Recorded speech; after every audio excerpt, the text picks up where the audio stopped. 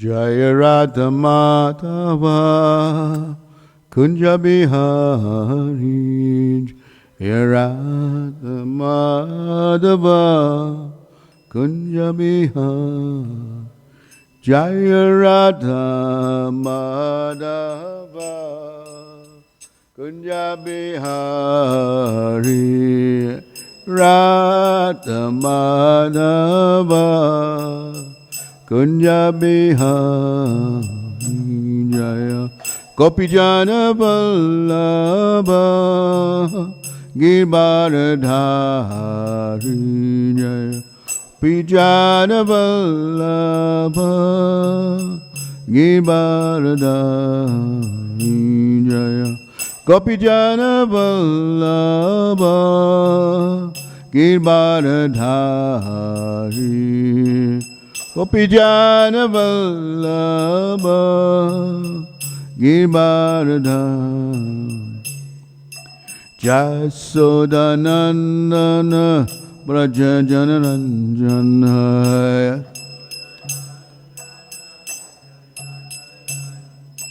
Jaisacinandana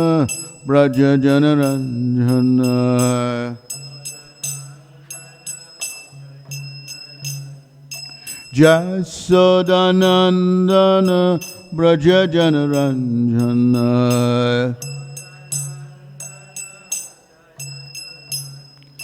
Jaisacinandana Jaisacinandana Jaisacinandana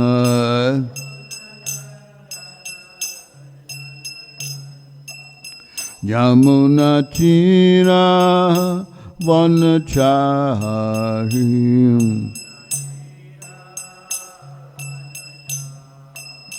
Yamuna Tira Vanachari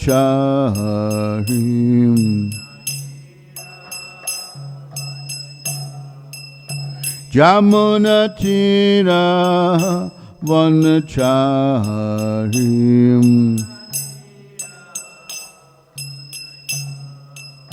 Jaya Radha Madhava Kunja Bihari Radha Madhava Kunja Bihari Jaya Radha Madhava Kunja Bihari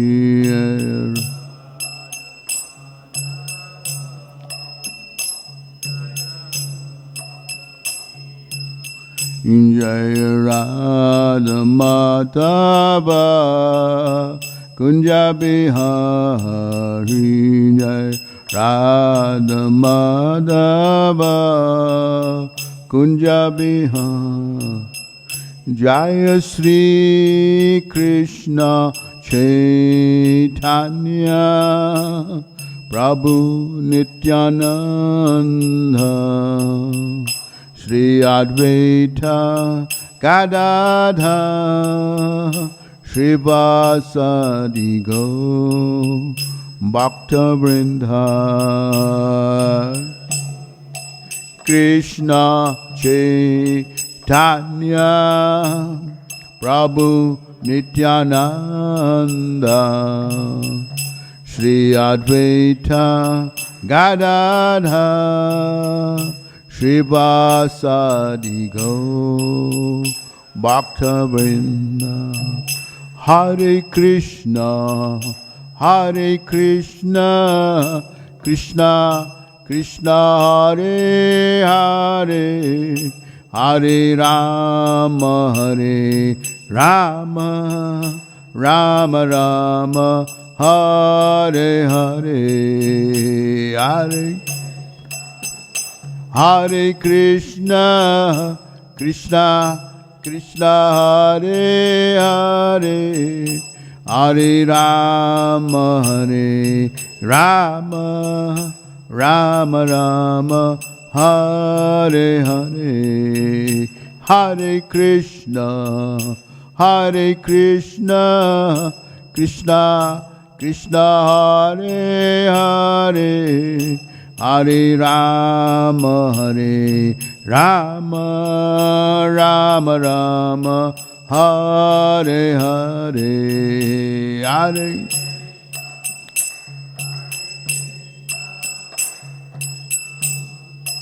Hare Hare, Hare Rama, Hare Rama, Rama Rama, Hare Hare. Jaya Radha Radhanath, Radha Radhanath, Radhe Jaya Radhanath, Radha Radhanath, Radha Jaya Giri Govardhan, Giri Govardhan, Giri Govardhan, Jaya Giri Govardhan.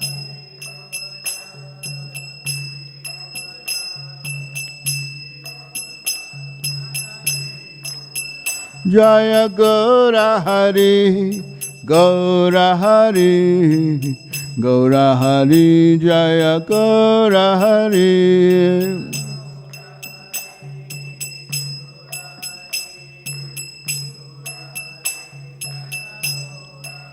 Nitai Gaura Haribo, Haribo, Haribo, Gaura Haribo, Taigo,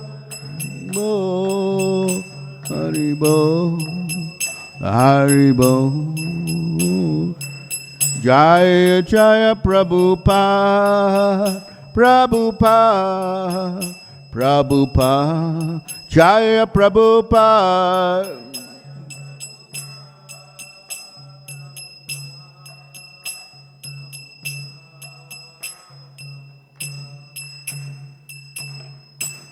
Go Premanandi, Sri Radharanath ki, Sri Giriraj Govardhan ki, Gauranga Mahaprabhu, Sri Gaurahari ki, Sri Krishna Book ki, Bhakti Vedanta Purports ki jai. Om Namo Bhagavate Vasudevaya. Om Namo Bhagavate Vasudevaya. Om Namo Bhagavate Vasudevaya. So we're continuing with the Sunday class of the Krishna book, chapter 28, releasing Nanda Maharaj from the clutches of Varuna. The short chapter, I'll read the whole verse and speak something about it.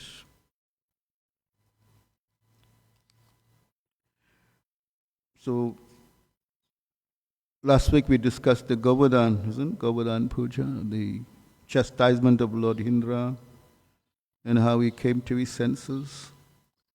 So, Govardhan Puja ceremony took place on the new moon day.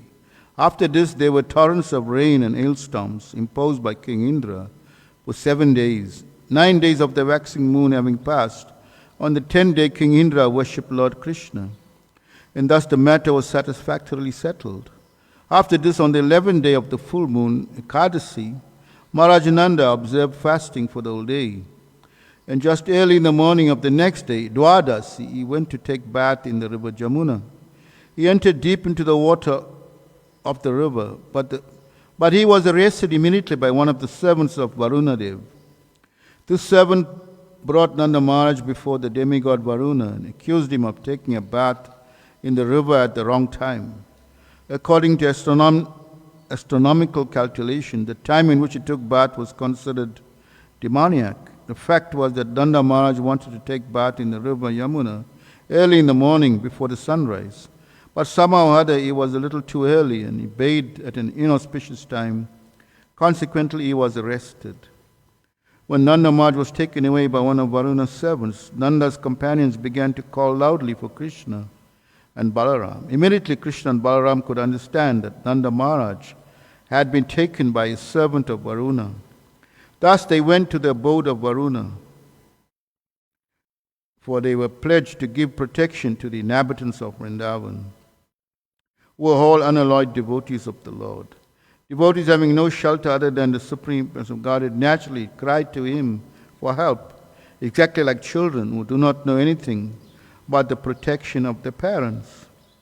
The demigod Varuna received Lord Krishna and Balaram with great respect and said, "My dear Lord, actually, at this very moment, because of your presence, my life as the demigod Varuna has become successful. Although I am the proprietor of all the treasures in the water, I know that such possessions do not make for a successful life. But at this moment, as I look at you, my life is made completely successful, because by seeing you, I no longer have to accept a material body. Therefore, O Lord, Supreme Person Godhead, Supreme Brahman, and Super Soul of everything, let me offer my respectful obeisance unto you. You are the Supreme Transcendental Personality. There is no possibility of imposing the influence of material nature upon you. I am very sorry that my foolish man, by not knowing what to do or what not to do, has mistakenly arrested your father, Nanda Maharaj, my father, your father, Nanda Maharaj. So I beg your pardon for the offense of my servant. I think that it was your plan to show me your mercy by your personal presence here. My dear Lord Krishna, Govinda, be merciful upon me. Here is your father. You can take him back immediately." In this way, Lord Krishna, the Supreme Person Godhead, rescued his father and presented him before his friends, bringing them great jubilation. Nanda Maharaj was surprised that although the demigod was so opulent, he offered such respect to Krishna. That was very astonishing to Nanda, and he began to describe the incident to his friends and relatives with great wonder. Actually, although Krishna was acting so wonderfully, Maharaj Nanda and Mother Yasoda could not think of him as the Supreme Person of Godhead. Instead, they always accepted him as their beloved child. Thus, Nanda Maharaj did not accept the fact that Varuna worshipped Krishna because he is the Supreme Personality of Godhead. Rather, he took it that because Krishna was such a wonderful child, he was respected even by Varuna. The friends of Nanda Maharaj, all the cowherd men, became eager to know if Krishna was actually the Supreme Personality, and if he was going to give them all salvation. When they were all thus consulting among themselves, Krishna understood their minds, and in order to assure them of their destiny in the spiritual kingdom, he showed them the spiritual sky. Generally, ordinary persons are engaged simply in working hard in the material world, and they have no information that there is another kingdom or another sky, which is known as the spiritual sky, where life is eternal, blissful, and full of knowledge. And as it is stated in the Bhagavad Gita, a person returning to that spiritual sky never returns to the material world of death and suffering. Krishna, the Supreme Personality of Godhead, is always eager to give information to the conditioned soul that there is a spiritual sky far, far beyond this material sky, transcendental to the innumerable universes created within the total material energy. Krishna is, of course, always very kind to every conditioned soul, but as stated in the Bhagavad Gita, he is especially inclined to the pure devotees. Hearing the inquiries, Krishna immediately thought that his devotees in Vrindavan should be informed of the spiritual sky and the Vaikuntha planets therein. Within the material world, every conditioned soul is in the darkness of ignorance. This means that all conditioned souls are under the concept of bodily existence. Everyone is under the impression that he is of this material world, and with this concept of life, everyone is working in ignorance in different forms of life. The activities of the particular type of body are called karma, or fruit of action. All conditioned souls, being under the impression of the bodily concept, are working according to the particular type of body. The activities are creating their future conditioned life. Because they have very little information of the spiritual world, they do not generally take to spiritual activities, which are called bhakti yoga. Those who successfully practice bhakti yoga go directly to the spiritual world after giving up the present body, and there they become situated in one of the Vaikuntha planets. The inhabitants of Vrindavan are all pure devotees. Their destination after quitting the body is Krishna Loka. They even surpass the Vaikuntha Lokas. The fact is that those who are always engaged in Krishna consciousness and mature pure devotions are given the chance after death to gain Krishna's association in one of the universes within the material world. Krishna's pastimes are continuously going on, either in the universe or in another universe. Just as the sun globe is passing over many places across this earthly planet. So Krishna Leela, the transcendental advent of pastimes of Krishna, also going on continuously, either in this or another universe. The mature devotees who have completely executed Krishna consciousness are immediately transferred to the universe where Krishna is appearing.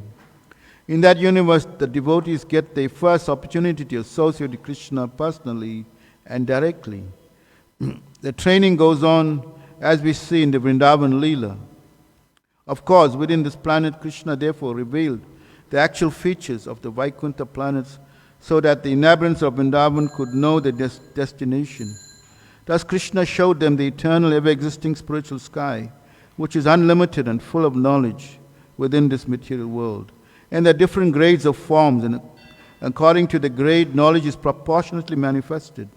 For example, the knowledge in the body of a child is not as perfect as the knowledge in the body of an adult man. Everywhere there are different grades of living entities, in aquatic animals, in the plants and trees, in the reptiles and insects, in birds and beasts, and in the civilized and uncivilized human forms of life. Above the human form of life, there are demigods, charanas and siddhas, and up to Brahmaloka, where Lord Brahma lives, and among these demigods there are always different grades of knowledge. But beyond this material world, in the spiritual sky, everyone is in full knowledge, and therefore all the living entities, they are engaged in devotional service to the Lord, either in the Vaikuntha planets or in Krishna Loka. As is confirmed in Bhagavad Gita, full knowledge means knowing Krishna to be the Supreme Personal Godhead. In the Vedas and in Bhagavad Gita, it is also stated that in the Brahma Jyoti or spiritual sky, there is no need of sunlight, moonlight, or electricity. All the planets there are self-illuminating, and all of them are eternally situated.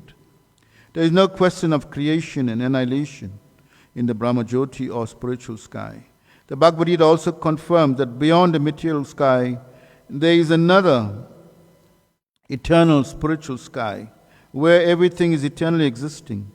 Direct knowledge of the spiritual sky can be had only by great sages and saintly persons who have already surpassed the influence of the three material modes of nature by engaging in devotional service or Krishna consciousness. Unless one is constantly situated on that transcendental platform, it is not possible to understand the spiritual nature. Therefore, it is recommended that one should take to bhakti yoga and keep himself engaged 24 hours a day in Krishna consciousness, which places one beyond the reach of the modes of material nature. One in Krishna consciousness can easily understand the nature of the spiritual sky and Vaikuntha Loka. The inhabitants of Vrindavan, being always engaged in Krishna consciousness, could therefore very easily understand the transcendental nature of the Vaikuntha Lokas. Thus Krishna led all the cowherd men, aided by Nanda Maharaj, to the lake where Krura would later be shown the Vaikuntha planet system. They took their bath immediately and saw the real nature of the Vaikuntha Lokas. After seeing the spiritual sky and the Vaikuntha Lokas, all the men headed by Nanda Maharaj felt wonderfully blissful.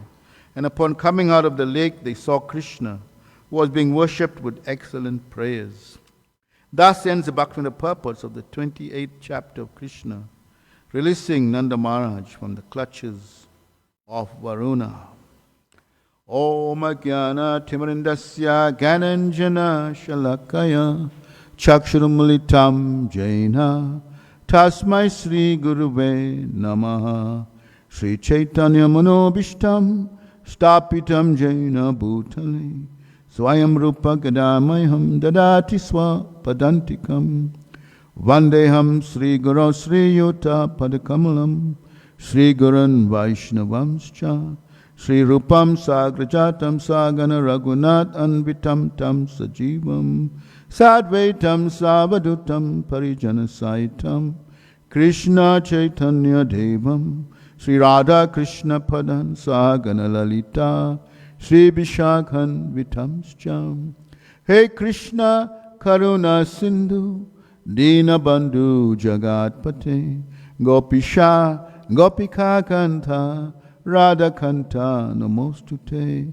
Tapta Kanchana Gaurangi Radhe Vrindavaneshwari Rishabhanu Sute Devi Pranamami Haripriya Vanchakalpatarubhyascha Kripa Sindhu Bhyahevacha Patitanam Pavinebhyo Vaishnavabhyo Namo Namaha Sri Sri Radha Radhanath Ki Sri Giriraj Govardhan ki, Gauranga Mahaprabhu Gaur Hari ki, Srila Prabhupada ki.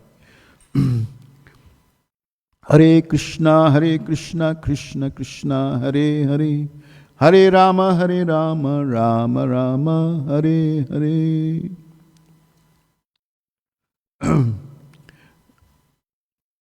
So this wonderful chapter, short chapter, where Prabhupada is giving very, very wonderful, reminding us of our nature in the conditioned life. Of course, the residents of Vrindavan, the Vrajabasis, they are on another level. They already liberated souls, and they are just coming with Krishna to perform some leela. When Krishna wants to come to the material world, he brings his whole entourage and comes and creates Bhoma Vrindavan, earthly Vrindavan, where what you presently go to. It's called Bhoma Vrindavan, which is a replica of that spiritual world. Whatever you see there is a replica of. Like whatever you see is also, Prabhupada called as windows to the spiritual world. All these wonderful pastimes of Krishna. They reflect the windows of the spiritual world. Yeah. So the residents of them, they are performed austerities for thousands of years to get the position, like Nanda Maharaj being the father, or Mother Yasoda being the mother. It's not that she just got that position. No. She performed austerities for many thousands of years. And it's all mentioned in the Bhagavatam. Yeah. To get Krishna as their child. Of course, when we speak of Krishna as the original Supreme Personality of Godhead, and Krishna comes, how often does he come as himself? He says it's one day in Brahma. One day off, you know how long that is? You know, it's mentioned in Bhagavad Gita, the Brahma's life. One day of Brahma is the total of the 4 yugas. That comes to 4,320,000 years. And times 1,000 cycles of that. How much is that? You maths, do some maths. 4,320,000,000. That is Brahma's one day, 12-hour day. What you speak of is 12-hour night. So that's how Brahma's one day is. And Krishna appears as himself. Of course, Krishna comes in different yugas, as he says in Bhagavad Gita, yada yada idarbhasya. Whenever there's a disturbance in the material world, he comes in different avatars, isn't? And there are many different types of avatars that Krishna appears in. He comes, but himself, as the original Personality of Godhead, he comes only one day of Brahma. And what is more amazing, in this Dwarpa Yuga that just elapsed, now we're in Kali Yuga, that Dwarpa Yuga is one preceding, just prior to this Kali Yuga that we are presently in, was Dwarpa Yuga, just over 5,000 years ago. Krishna appeared as himself, yes, in Bhoma Vrindavan.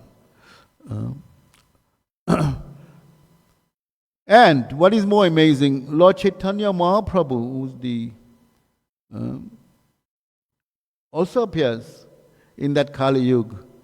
Lord Chaitanya Mahaprabhu doesn't appear in every Kali Yuga.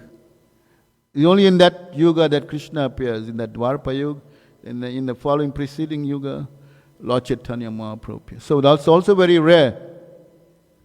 And how fortunate are we to take birth in that same... Lord Chaitanya Mahaprabhu just appeared how long ago? Just over 500 years ago. In Navadvip, in West Bengal.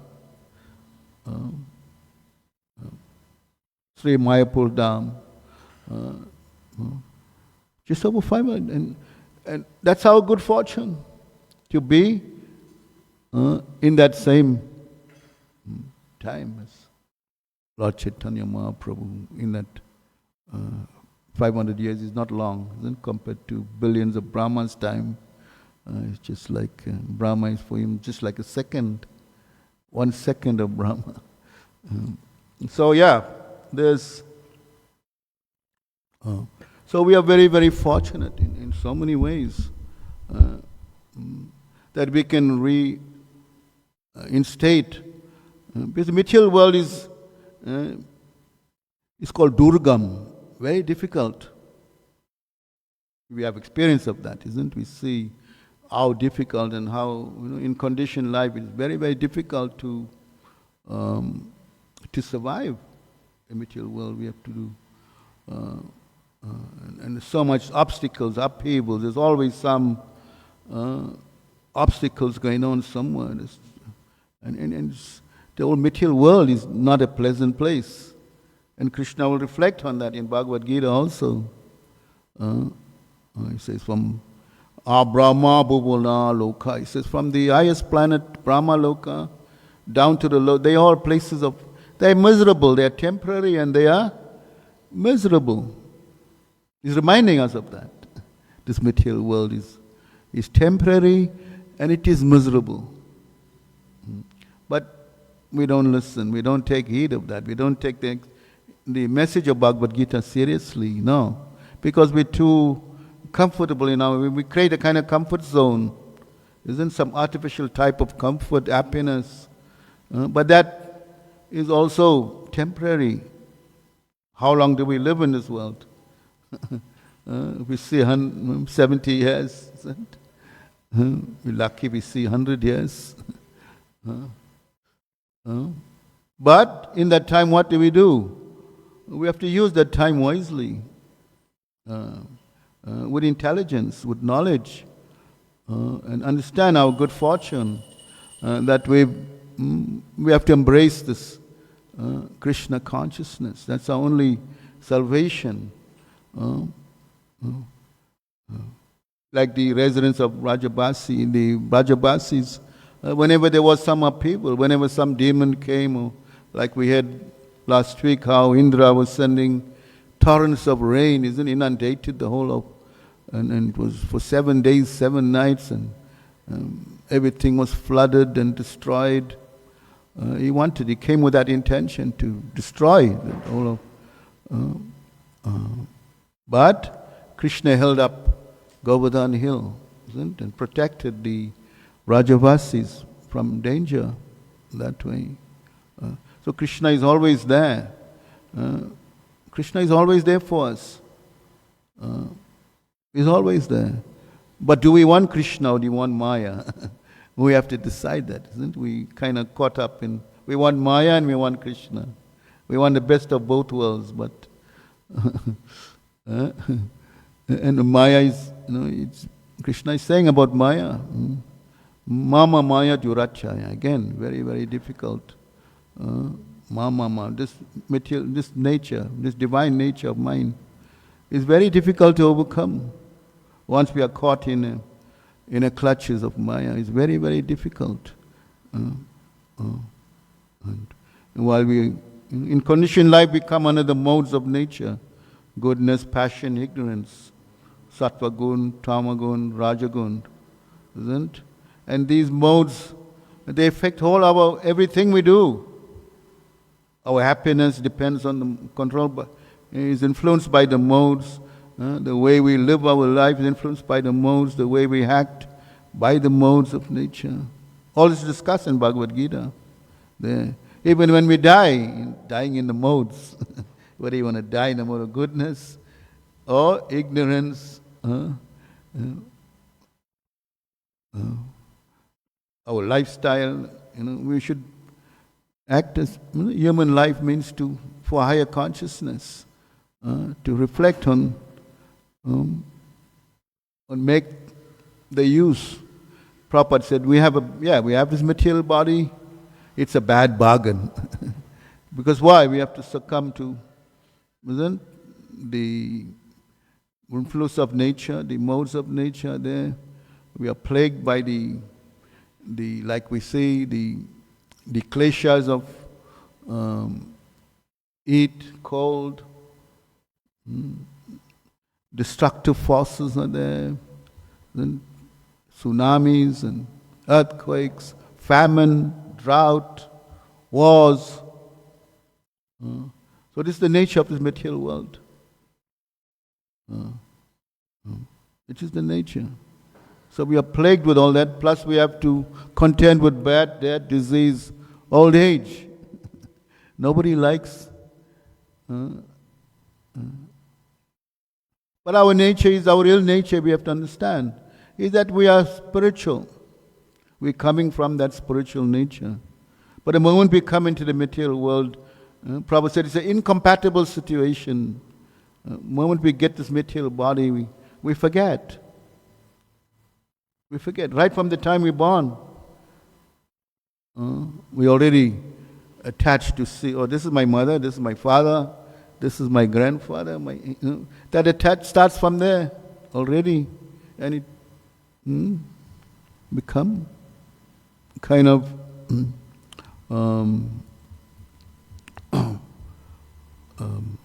attached to, yes, conditioned. This is conditioned life. When we become attached to this body, on the bodily concept. So in the Ishopanishad, when Prabhupada gave a wonderful lecture in Conway Hall, I think it was Conway Hall, isn't it? In London, and he spoke about the 4 defects of the conditioned soul. We in illusion. One of the defects is that we in illusion. What is the illusion? The illusion is we take the body to be the self. And based on that bodily concept, we make all our plans to live in this material world. It's like a theorem going wrong right from the start, isn't it? If it's, you're doing a maths equation, or if it goes wrong from the start, it'll end up wrong, isn't it? So this is how it is. Our calculation of this attachment to this body, this illusion, it is so deep. Take oneself. That's the illusion. Another illusion, another defect is that we have imperfect senses.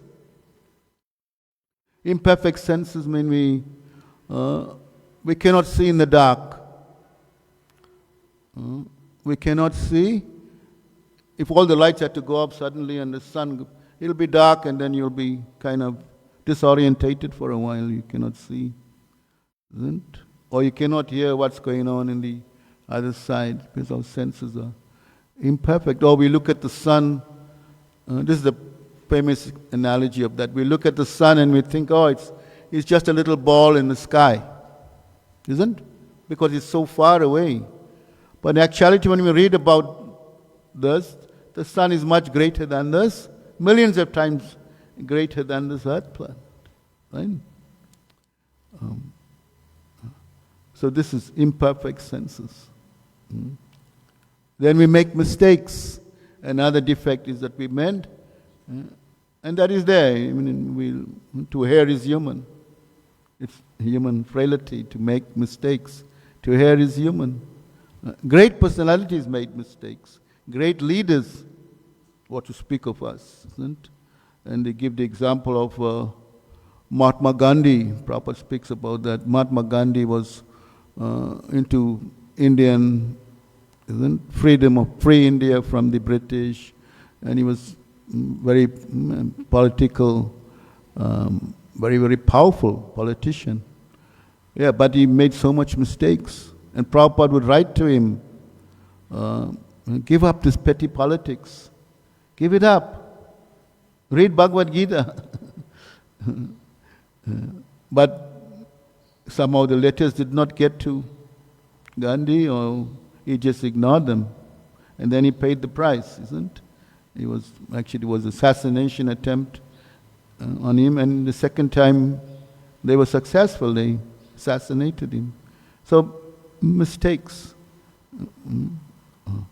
Great presidents make mistakes, and they pay the price. So to err is human. To make mistakes Then what's the last one?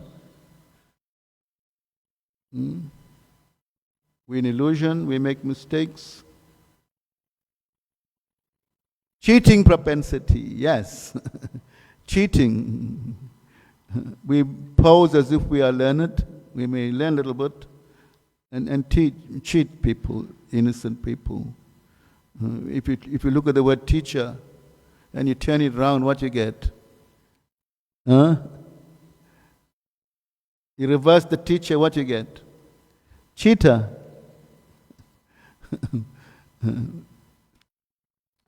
So in the guise of being very learned, we may cheat, or pose as very learned and cheat innocent people.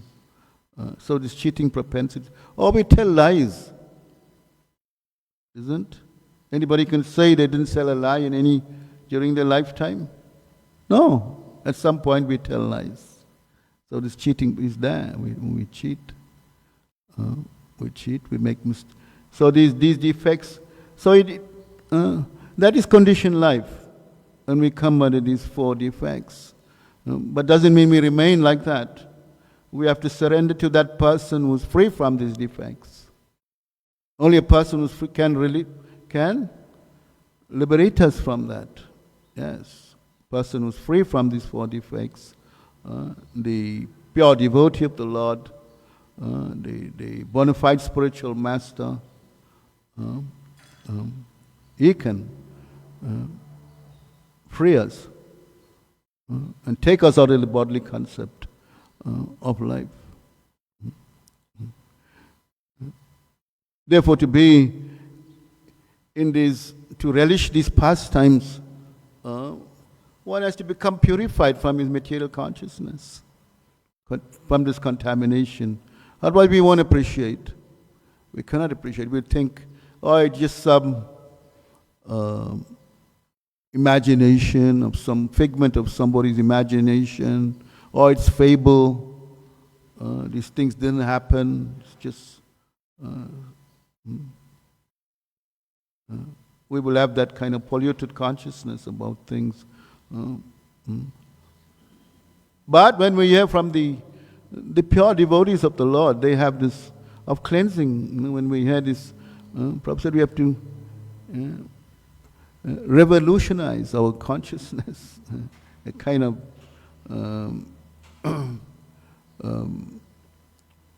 cleansing the brain, cleansing the consciousness, so that we can see clearly, in perspective, who we are and what's our connection. And all these great revealed scriptures, they tell us these things in 3 stages, of course. All these,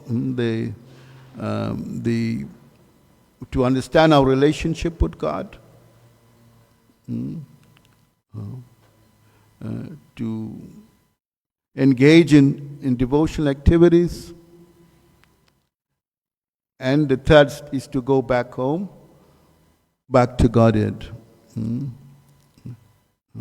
Prayojan. Realizing our relationship with God. And one who helps you in that is glorified. Krishna speaks of in the Bhagavad Gita, Matmanastu mam partha.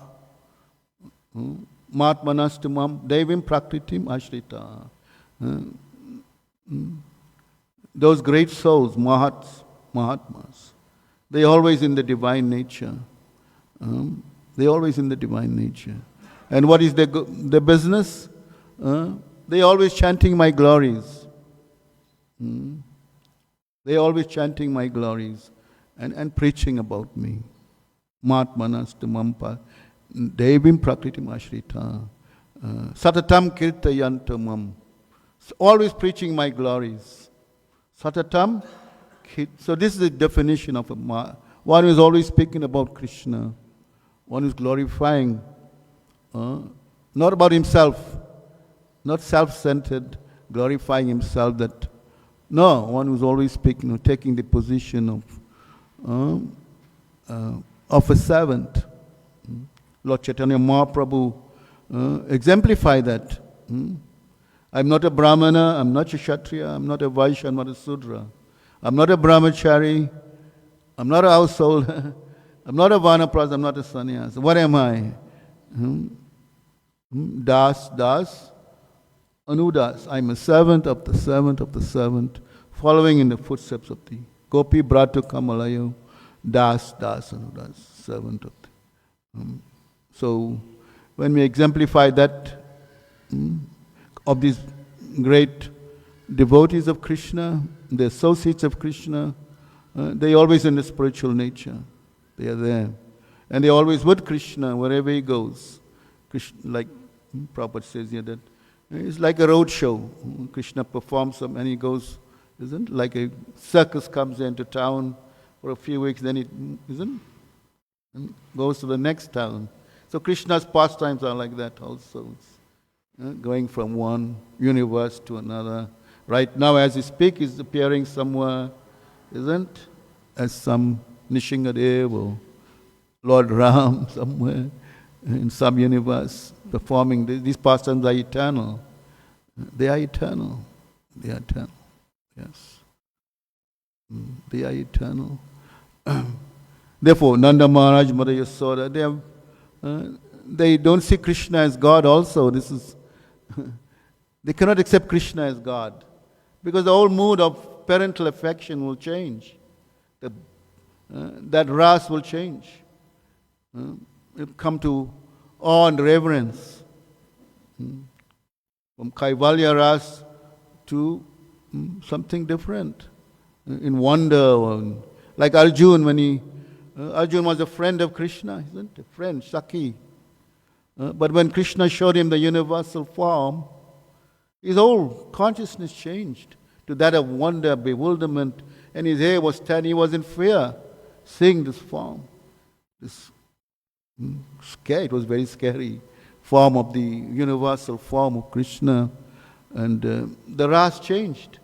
Adbhuta, from wonderment to, isn't? But the residents of, they engage in these 5 types of primary ras of friendship, servant, parental affection, conjugal lover, like the gopis, friend of Krishna. So that's a relationship we have to cultivate and become friends of Krishna in that mood of following in the footsteps of the residents of Vrindavan. Ragatmik means they have it already. And we are Raganugas, means to follow in their footsteps. Raganuga bhakti. To follow in the footsteps of those who already in that consciousness of Nanda Maharaj, Mother Yasoda, the gopis.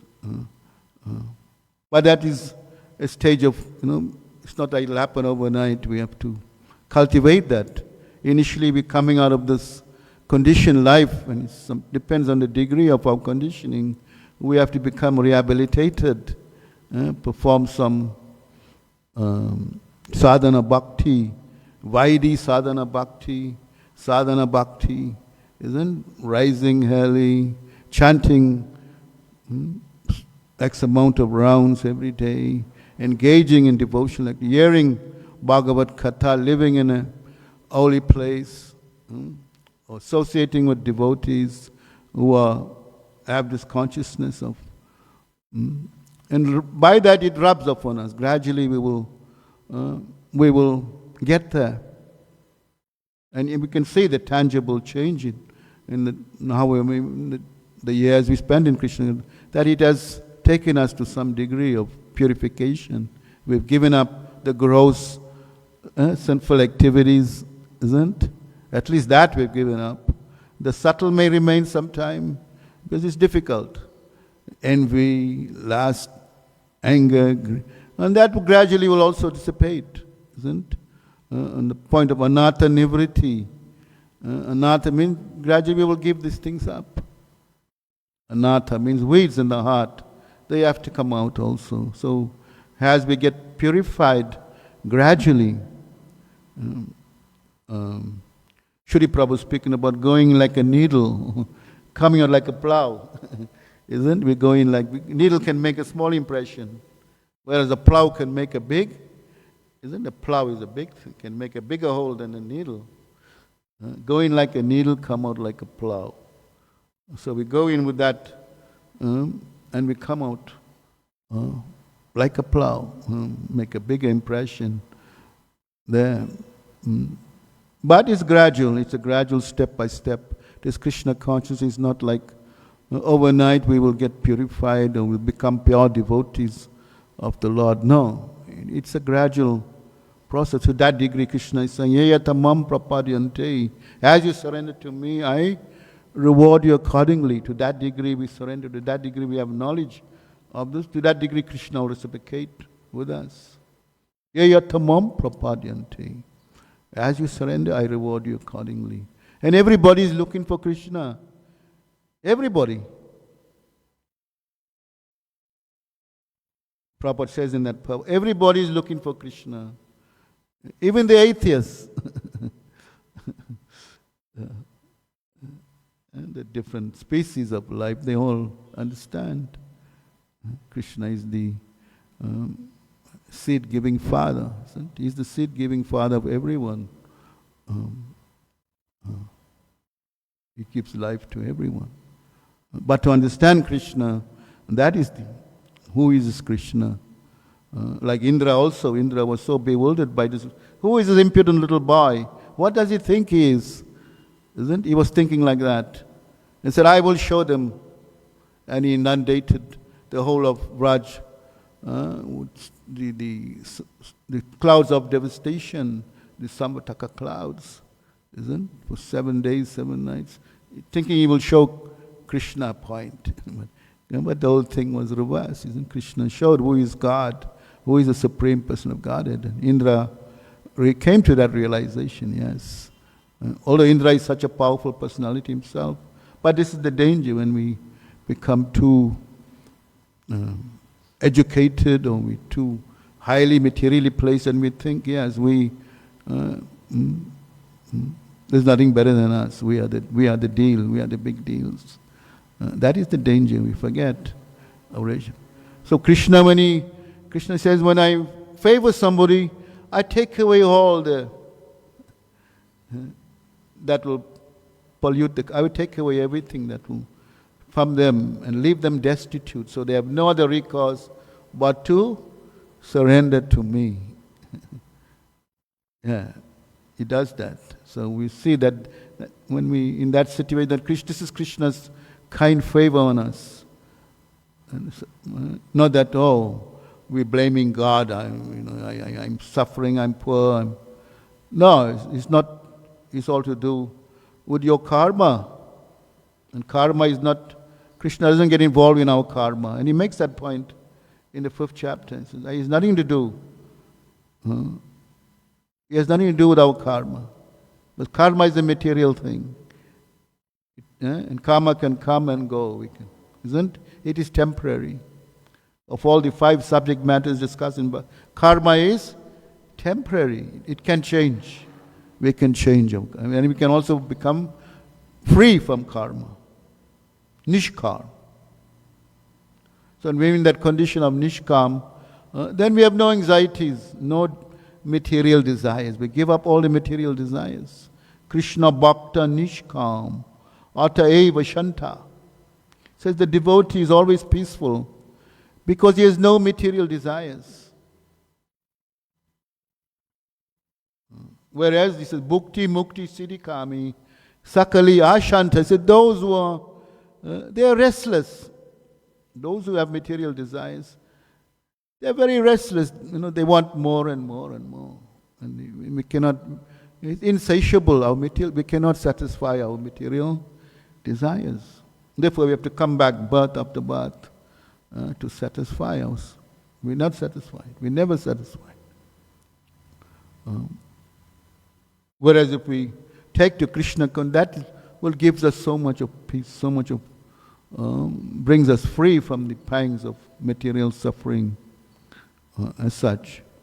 In the Nectar of Devotion, one of the 6 characteristics of devotional service. The first one discussed that it brings immediate relief from material life. Brings immediate relief from material life. Yeah, and Prabhupada speaks about the Rupa Goswami speaks about the different sufferings are there in seed form.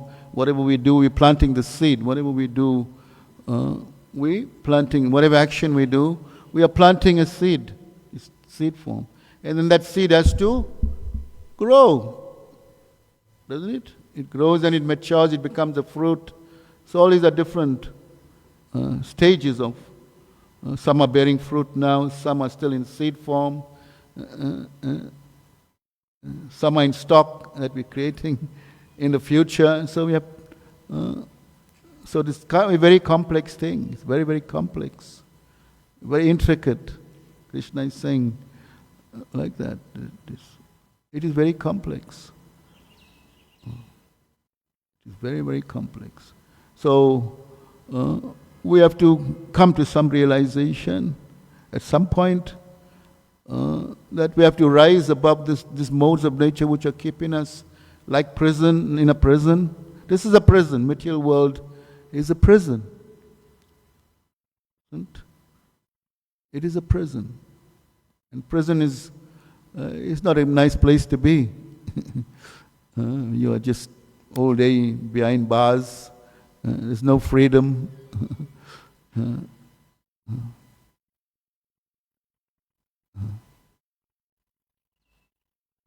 So we have to, and Krishna, He created this material world to fulfill our desires.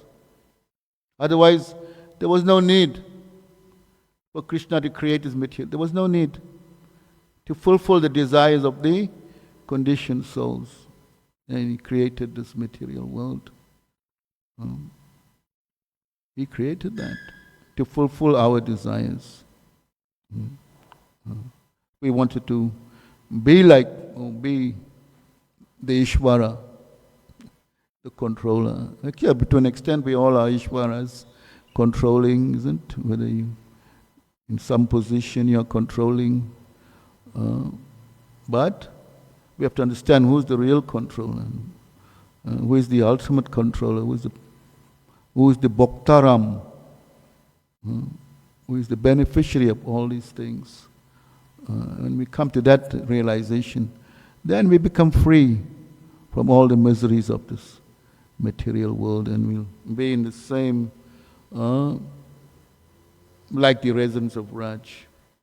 Of course, we cannot imitate Mother Yasoda or Nanda Maharaj or the gopis. We cannot imitate, but we can follow in their footsteps. In their footsteps. That was Krishna consciousness is all about. Taking us out of this suffering condition of life.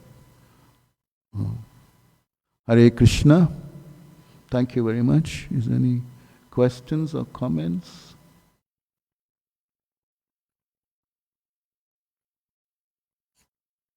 I'll just read one verse from the Katha Upanishad. Uttishta jagara ta prapya varan nibodat shurasya daransita dutratjaya durgam patastat kavya vadanti. Please wake up and try to understand the boon that you now have in this human form of life. The path of spiritual realization is very difficult. It is sharp like a razor's edge. That is the opinion of learned transcendental scholars. Therefore, Lord Chaitanya Mahaprabhu sings, Jeev Jago, wake up. Wake up, sleeping souls, Jeev Jago. Wake up. When are you going to come to your senses? When are you going to give up the comforts of sitting on the lap of Maya? when you give up that comfort, of so-called comfort, Maya, and wake up. Jeev jago, jeev jago. Wake up, wake up. Hare Krishna. Thank you very much. We will